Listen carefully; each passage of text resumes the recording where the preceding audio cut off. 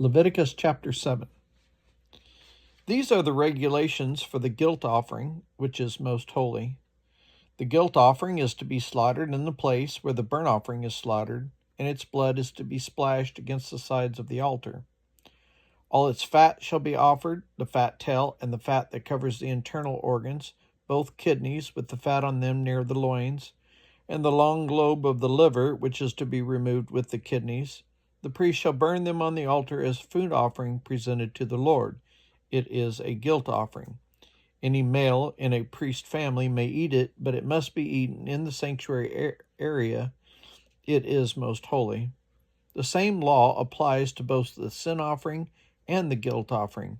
They belong to the priest who makes atonement with them. The priest who offers burnt offering for anyone may keep its hide for himself.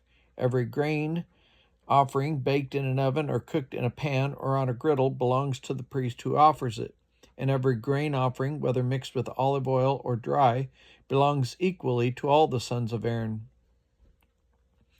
These are the regulations for the fellowship offering anyone may present to the Lord. If they offer it as an expression of thankfulness, then, along with its thank offering, they are to offer thick loaves made without yeast and with olive oil mixed in, thin loaves made without yeast and brushed with oil, and thick loaves of the finest flour, well kneaded and with oil mixed in. Along with their fellowship offering of thanksgiving, they are to present an offering with thick loaves of bread made with yeast. They are to bring one of each kind as an offering, a contribution to the Lord. It belongs to the priest who splashes the blood of the fellowship offerings against the altar. The meat of their fellowship offering of thanksgiving must be eaten on the day it is offered. They must leave none of it until morning. However, if their offering is the result of a vow or is a free will offering, the sacrifice shall be eaten on the day they offer it. But anything left over may be eaten on the next day. Any meat of the sacrifice left over till the third day must be burned up. If any meat of the fellowship offering is eaten on the third day, the one who offered it will not be accepted. It will not be reckoned to their credit, for it has become impure. The person who eats any of it will be held responsible. Meat that touches anything ceremonially unclean must not be eaten. It must be burned up. As for the other meat, anyone ceremonially clean may eat it.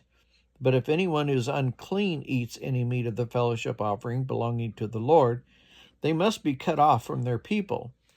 Anyone who touches something unclean, whether human uncleanness or the unclean animal or any unclean creature that moves along the ground, and then eats any of the meat of the fellowship offering belonging to the Lord, must be cut off from their people.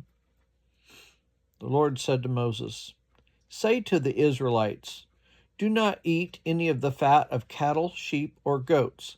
The fat of an animal found dead or torn by wild animals may be used for any other purpose, but you must not eat it. Anyone who eats the fat of an animal from which food offering may be presented to the Lord must be cut off from the people. And wherever you live, you must not eat the blood of any bird or animal. Anyone who eats blood must be cut off from their people." The Lord said to Moses, "Say to the Israelites, anyone who brings a fellowship offering to the Lord is to bring part of it as their sacrifice to the Lord. With their own hands they are to present the food offering to the Lord. They are to bring the fat together with the breast and wave the breast before the Lord as a wave offering. The priest shall burn the fat on the altar, but the breast belongs to Aaron and his sons. You are to give the right thigh of your fellowship offering as a priest to the priest as a contribution. The son of Aaron, who offers the blood and the fat of the fellowship offering, shall have the right thigh as his share. From the fellowship offerings of the Israelites, I have taken the breast that is waved and the thigh that is presented, and I have given them to Aaron the priest and his sons as their perpetual share from the Israelites. This is the portion of the food offerings presented to the Lord that were allotted to Aaron and his sons on the day they were presented to serve the Lord as priest. On the day they were anointed, the Lord commanded that the Israelites give this to them as their perpetual share for the generations to come.